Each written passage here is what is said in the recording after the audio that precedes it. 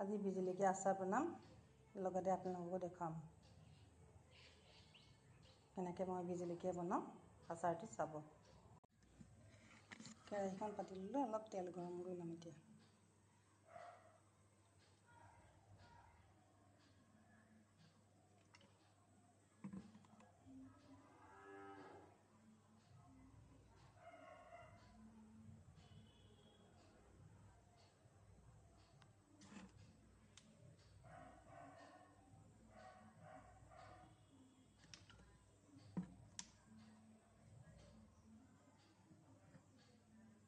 তেলখিনি ভালকৈ পকিবলৈ দিম। এতিয়া নহৰু আৰু বগা সৰিয়হটো অলপ ৰ'দত শুকুৱাই ল'লোঁ। এতিয়া মিক্সিত মাৰি ল'ম।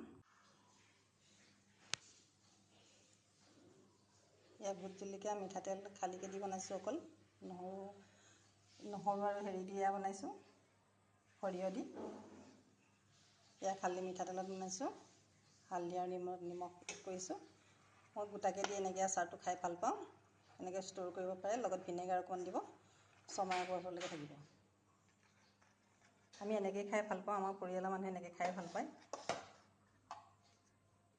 যদি ভিডিঅ'টো চাই ভাল পায়, লাইক কমেণ্ট শ্বেয়াৰ কৰিব। এতিয়া জলকীয়া সৰিয়হ দিয়া আৰু সৰিয়হ নিদিয়া দুইটা আচাৰ মোৰ কমপ্লিট হৈ গ'ল।